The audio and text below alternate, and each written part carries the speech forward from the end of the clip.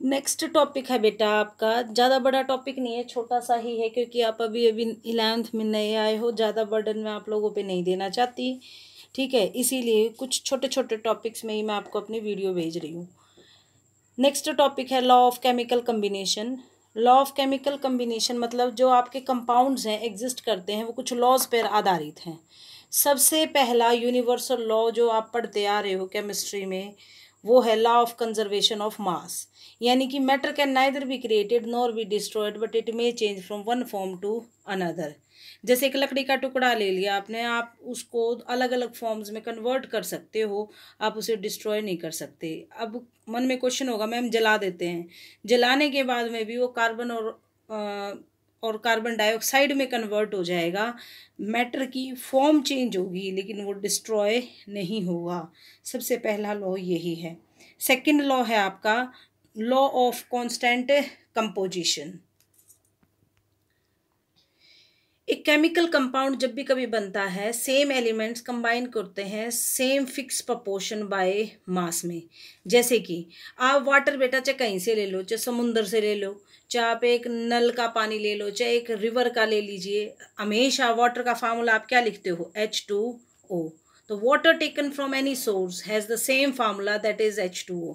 तो यही कहता है लॉ ऑफ कांस्टेंट कंपोजिशन। कहता है कि केमिकल कंपाउंड कब बनता है, जब सेम एलिमेंट्स कंबाइन करते हैं फिक्स प्रोपोर्शन बाय मास में। वाटर के केस में दो पार्ट्स हैं हाइड्रोजन का और एक पार्ट है ऑक्सीजन का, तभी आपका वाटर बना है। इसके कुछ लिमिटेशंस भी हैं बेटा। This law is not applicable to the isotopes. ठीक है, जैसे कार्बन है, कार्बन की दो फॉर्म है, कार्बन 12 और कार्बन 14, तो हम उनका रेशियो लेते हैं तो ये उनके ऊपर एप्लीकेबल नहीं है। कुछ ऐसे कंपाउंड्स हैं जो कि सिंपल रेशियो में है ही नहीं, फिर भी वो आपस में कंबाइन करते हैं to form the compounds. Simplest ratio नहीं है उनके बीच में, तो वो ऐसा क्यों हुआ, ये इसके ड्रॉबैक हैं, ये आप लोग याद करेंगे। These are the two drawbacks of law of constant composition. है लॉ ऑफ मल्टीपल प्रोपोर्शन। जब भी कभी एलिमेंट्स कंबाइन करते हैं, दो या दो से अधिक क्या बना सकते हैं, कंपाउंड बना सकते हैं। जैसे कि आपने देखा कार्बन और ऑक्सीजन कंबाइन करते हैं, मान लेते हैं एक एटम है कार्बन का लिया, एक ऑक्सीजन का, बन गया आपका कार्बन मोनोऑक्साइड। लेकिन यदि हमने ले लिया होता एक कार्बन और दो ऑक्सीजन, तो आपको क्या मिलता, carbon dioxide. Both are two different compounds, यानी कि दो एलिमेंट्स आपस में कंबाइन कर रहे हैं डिफरेंट रेशियोज में to form more than one compounds. इसको कहते हैं law of multiple proportion. Next है आपका लॉ ऑफ रेसिप्रोकल प्रोपोर्शन। कहता है दो एलिमेंट्स ए एंड बी आपस में कंबाइन करते हैं किसी तीसरे एलिमेंट सी के साथ में। यदि ए सी के साथ में रेशो में है और बी सी के साथ रेशो में है, तो ए और बी भी क्या होंगे, आपस में रेशो में होंगे। एक एग्जाम्पल से इसको समझते हैं। फॉर एग्जाम्पल, आपके पास में एक तरफ है कार्बन, एक तरफ है आपका ऑक्सीजन, एक तरफ है हाइड्रोजन। तो कार्बन ऑक्सीजन के साथ आपका कंपाउंड बनाता है CO2। किस रेशियो में, 12 हिस्सा इसका, 32 इसका। ठीक है, मास है ये, तभी बनेगा CO2। ठीक, इसी तरीके से कार्बन और हाइड्रोजन के बीच में बनेगा CH4, 12 हिस्सा इसका, 4 इसका। ठीक, अब इन दोनों के बीच में भी क्या होगा, रेशियो होगा, यानी कि H और O के बीच में कंपाउंड क्या बनेगा, H2O। यानी कि एक एलिमेंट दो डिफरेंट एलिमेंट्स के साथ रेशियो में है, तो वो दोनों एलिमेंट्स आपस में क्या होंगे, रेशियो में होंगे। इसको कहते हैं लॉ ऑफ रेसिप्रोकल प्रोपोर्शन। ये ल्यूजेक्स लॉ। जब भी कभी गैसेस रिएक्ट करती हैं आपस में, वॉल्यूम्स की टर्म्स में वो रिएक्ट करेंगी और उनके बीच में सिंपल रेशियो होगा। ठीक है, और provided all the measurements of volume are done under the similar conditions of temperature and pressure। जैसे कि हम बात करते हैं, आपने एक वॉल्यूम लिया हाइड्रोजन की, एक वॉल्यूम लिया आपने क्लोरीन की, तो आपको दो वॉल्यूम्स मिलेंगी HCl की। ठीक है, ये आपस में एक दूसरे में क्या होंगे, रेशियो में, यानी कि 1:1:2 इस रेशियो में ही मिलेंगे।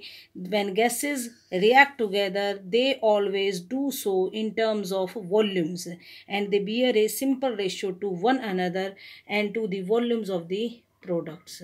ठीक है, जो प्रोडक्ट्स हैं उनके वॉल्यूम्स के साथ में भी ये रेशियो में होंगे और आपस में भी ये क्या है, रेशियो में होंगी। इन्हीं को कहा जाता है Gay Lussac's law of gaseous volume.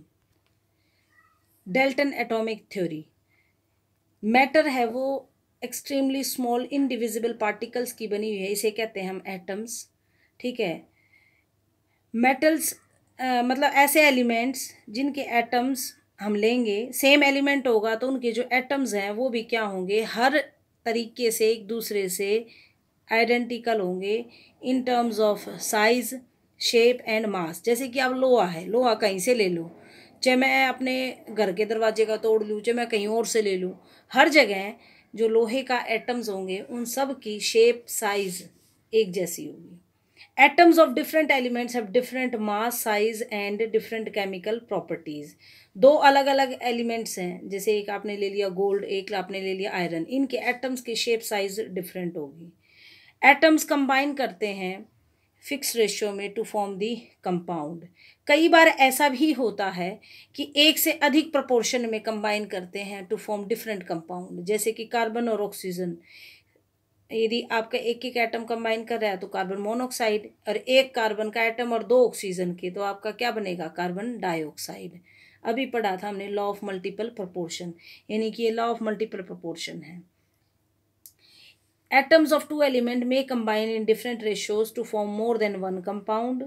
ठीक है, एक से अधिक कंपाउंड बना सकता है। एक एटम छोटी से छोटी वो इकाई है जो कि केमिकल रिएक्शन में पार्टिसिपेट करती है, और एटम को ना ही तो क्रिएट किया जा सकता, it can not be destroyed. ठीक है, लेकिन बेटा इस थ्योरी में कुछ पॉइंट्स गलत साबित हुए बाद में। ठीक है, वो ड्रॉबैक्स क्या थे डाल्टन एटॉमिक थ्योरी के, वो ये हैं। ये कहा गया, इसने लॉ ऑफ केमिकल कम्बिनेशन तो सारे बता दिए, जैसे कि कांस्टेंट कंपोजिशन बताया, मल्टीपल प्रोपोर्शन बताया, लेकिन it was fail to explain the law of gaseous volume. ठीक है, ये नहीं बता पाया कि समटाइम्स दो एटम्स हैं, एलिमेंट्स हैं, डिफरेंट होते हैं, लेकिन फिर भी उनके एटम्स क्या हैं, शेप साइज में एक जैसे होते हैं। उस कंसेप्ट को ये नहीं बता पाया। मतलब आइसोटोप और आइसोबार के बारे में कुछ भी नहीं बता पाया। आइसोटोप्स क्या होते हैं, ऐसे एलिमेंट जिनका एटॉमिक नंबर तो सेम हो बट मास नंबर डिफरेंट हो। तो एलिमेंट जैसे कि आपने ले लिया, कार्बन के ही फॉर्म ले लिए। ठीक है, कार्बन के दो आइसोटोप है, कार्बन 12 और कार्बन 14। तो 12 और 14 के एटम्स का शेप साइज क्या है, डिफरेंट है। तो ये उसको नहीं बता पाया। ठीक है, कि ऐसा क्यों हुआ, एक ही एलिमेंट लेकिन उनके एटम्स का शेप साइज डिफरेंट है। कई बार ऐसा भी होता है, डिफरेंट एलिमेंट्स हैं लेकिन उनके जो एटम्स हैं वो आपस में आइडेंटिकल हैं, यानी कि आइसोबार्स हैं। उनको ये एक्सप्लेन नहीं कर पाया। एटम्स और मॉलिक्यूल्स के बीच में बाइंडिंग फोर्स क्या है, जिसकी वजह से वो सॉलिड, लिक्विड या गैस की तरह एग्जिस्ट करते हैं, उसके बारे में नहीं बता पाया। और एलिमेंट और कंपाउंड किससे बना है और इनके बीच में क्या डिफरेंस है, इसके बारे में भी नहीं बता पाई डाल्टन एटॉमिक थ्योरी। इसलिए नेक्स्ट थ्योरी है, इसके मतलब जो अपनी डाल्टन एटॉमिक थ्योरी थी उसको मॉडिफाई किया गया और कहा कि एटम को अब हम डिवाइड कर सकते हैं। Atom is no longer considered to be indivisible, मतलब अब हम उसको डिवाइड कर सकते हैं। एटम्स सेम एलिमेंट्स हैं, उनके मास भी क्या होंगे, डिफरेंट होंगे। यानी कि एटम्स ऑफ सेम एलिमेंट में हैव डिफरेंट एटॉमिक मास, यानी कि आइसोटोप्स हो सकते हैं ऐसे एलिमेंट्स जिनका एटम्स तो सेम है, एलिमेंट सेम है, लेकिन एटॉमिक मास डिफरेंट है, यानी कि आइसोटोप के कंसेप्ट को इन्होंने अप्लाई किया भी। ठीक है, एटम्स ऑफ डिफरेंट एलिमेंट्स में हैव सेम एटॉमिक मासेस। कई बार ऐसा भी हुआ है कि ऐसे एलिमेंट्स हैं जिनका एटॉमिक नंबर तो डिफरेंट है लेकिन मास नंबर क्या है, सेम है। तो ये भी पॉसिबल है।